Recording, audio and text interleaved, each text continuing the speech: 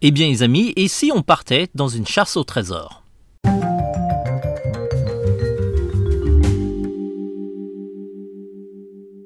Hello les amis, j'espère que vous allez bien. Nous revoilà pour une vidéo critique ciné autour d'un film d'animation de la Paramount, Tad l'explorateur et la table d'émeraude.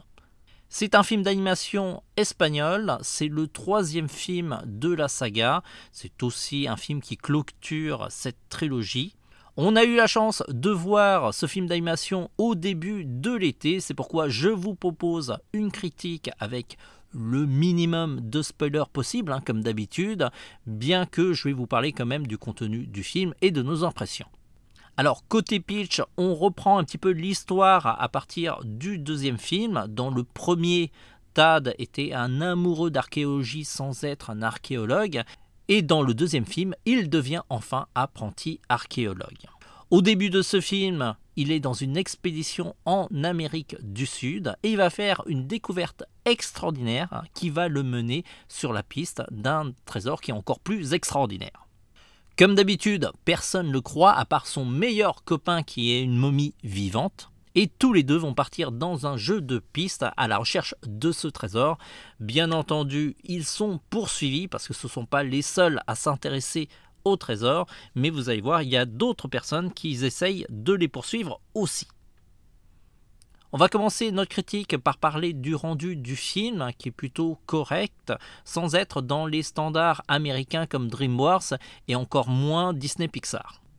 Ceci étant dit, le résultat est plutôt correct et le design est plutôt sympathique.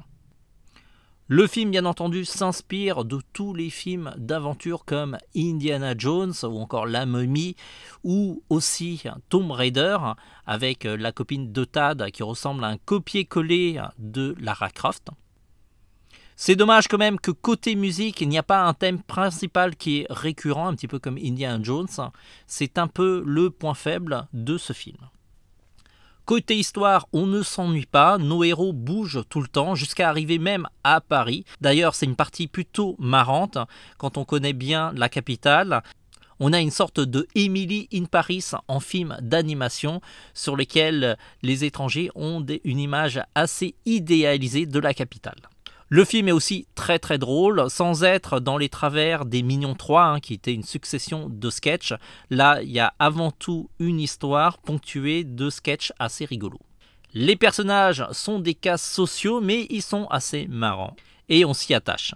Ce Tad, l'explorateur, conclut assez bien la série, tout en laissant suffisamment d'ouverture pour qu'il y ait d'autres suites, si le succès est au rendez-vous, bien entendu. Nous lui donnons la note de 4 sur 5. C'est un divertissement plutôt correct, aussi bien pour les enfants que pour les parents. Et si vous êtes ni l'un ni l'autre, le film fait assez bien son job.